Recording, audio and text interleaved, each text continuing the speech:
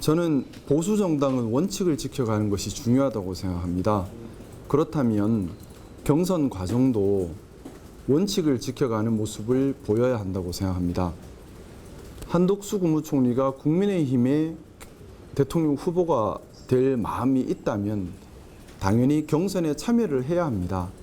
그런데 경선에 참여하지 않은 상태에서 또 당에 입당하지도 않은 상태에서 다수의 국회의원들이 한덕수 총리의 대통령 출마를 독려하고 마치 우리 당에서 경선을 통과한 후보와 단일화하는 것을 전제에 둔 채로 이야기를 나누는 것은 원칙을 지키지 않는 모습이고 야합으로 원칙을 부수는 모습이기 때문에 보수 정당으로서 해야 할 모습은 아니라는 생각을 가지고 있습니다. 후보님께서 무승으로 나온다고 하면 나한테 단일하지 않고 그냥 끝까지 완주해야 한다는 입장인 거죠? 저는 그렇게 하는 것이 맞지 않나라는 생각입니다. 한덕수 총리가 출마하는 것은 본인의 자유입니다. 하지만 나온다면 무소속으로 끝까지 가야 되는 것이지 국민의힘 후보와 단일화를 한다고 한다면 국민의힘에 저희 당에서 하고 있는 경선 과정이 무슨 의미가 있는 건지 되묻지 않을 수 없는 것 같습니다. 지금 보면은 우리가 일반적으로 볼 때 국민의힘 의원님들께서 말씀들 하시는 걸 들어보면은 현실과 괴리감을 상당히 많이 느끼고 있거든요. 사실 국민들 제가 이제 현장에서 좀 따보는 그런 말씀들을 많이 하세요. 왜 동문서답을 하느냐? 저 사람들 대한민국 국회의원 맞느냐? 그런 얘기들을 좀 많이 하세요. 그런 부분들에 대해서는 같은 국민의힘에 계신 의원님으로서 어떻게 생각하십니까? 제가 그것 때문에 오늘 기자회견을 한 것입니다. 뭐냐 하면 지극히 상식적이고 지극히 당연한 윤석열 대통령의 잘못에 대한 우리의 조치가 있지 않다 보니까 입장이 모호해지고 앞뒤 말이 맞지 않고 그래서 이제 대선 관련된 경쟁이 진행되면 진행될수록 점점점 당의 후보가 할 수 있는 말의 영역이 줄어들고 있는 겁니다. 이번 대선 자체는 윤석열 대통령의 12.3 사태 때문에 생긴 일입니다. 그러면 당연하겠지만 책임 있는 대통령을 제명하는 것은 당이 가장 먼저 했어야 될 일이고 아직 늦지 않았다고 생각합니다. 뿐만 아니라 12.3 사태에 대한 당 차원의 대국민 사과가 진정성 있게 진행되어야 하고 재발 방지 약속이나 이런 국민들께서 납득할 수 있는 반성 조치, 사과 조치가 있어야 한다고 생각합니다. 그 위에서 보수의 가치를 기반한 우리 대선 후보가 앞으로 할 비전과 정책 제시가 있어야 국민들께 설득력 있는 이야기를 할 수가 있을 텐데 그걸 하지 않고 있다 보니 비상계엄 얘기만 나오면 동문서답을 하게 되고 또 당의 방향성이나 정책에 대한 얘기까지 가지도 못하고 좀 부끄러운 모습의 경선 과정을 지금 거치고 있는 것 같고요.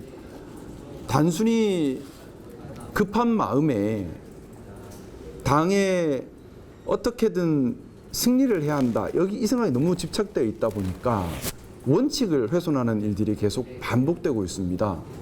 보수 정당은 기본적으로 그 사회의 원칙을 지켜가는 것을 중요한 가치로 생각해야 합니다. 그런데 모범을 보여야 할 우리 당이 반성을 하지 않음에 더해서 원칙까지 지켜가지 않는다면 국민들께서 신뢰를 할 수 없을 뿐만 아니라 이 이후에 당의 방향성에도 심각한 문제가 될 것이라는 우려를 가지고 있습니다. 네. 예. 의견에서 말씀하신 것들이 마지막 충정의 마음이라고 하셨는데 그게 어떤 의미인지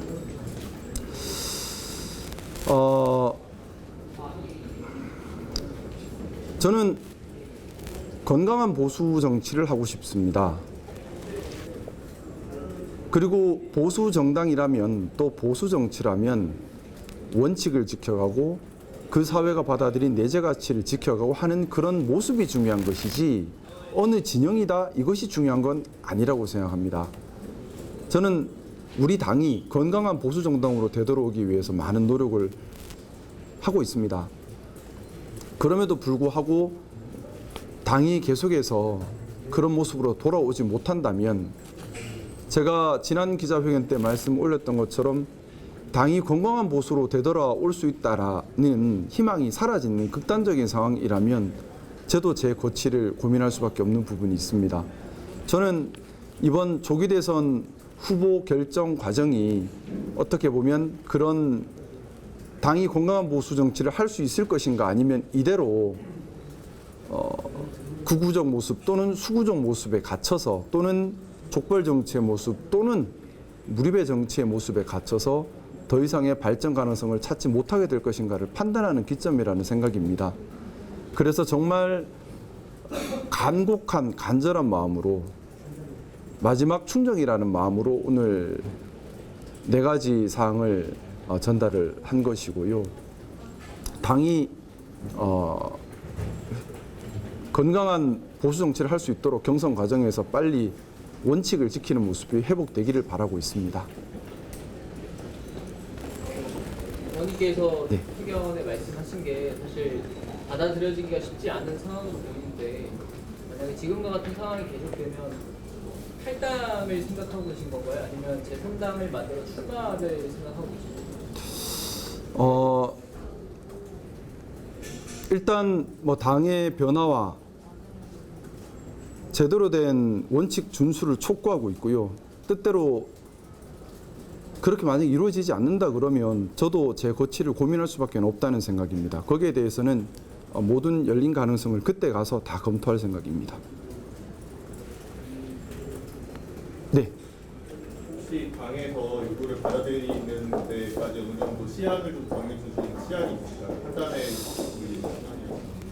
제가 개인적으로 가지고 있는 생각은 당내 경선이 끝나기 전에 대통령 제명과 대국민 사과가 있어야지만 우리 당의 후보가 대선에서 제대로 선거를 치를 수 있다고 생각합니다. 그때까지라고 생각합니다.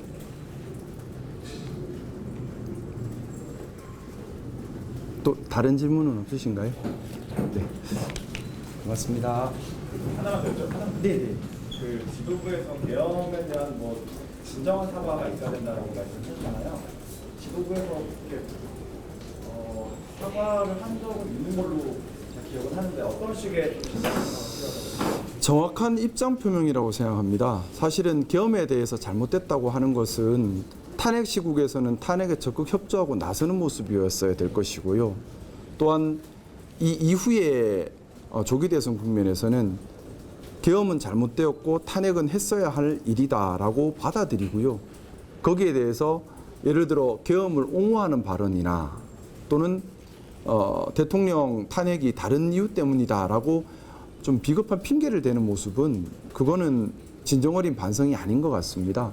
그래서 당에서 비상계엄을 옹호하는 그런 발언에 대해서 당연히 경고를 줘야 한다는 생각이고 또한 비상계엄의 사유나 뭐 이런 점에 있어서 비겁하게 핑계 댈 것이 아니라 우리의 잘못을 진지하게 인정을 하는 그런 모습이 진짜 사과가 아닌가 하는 생각입니다.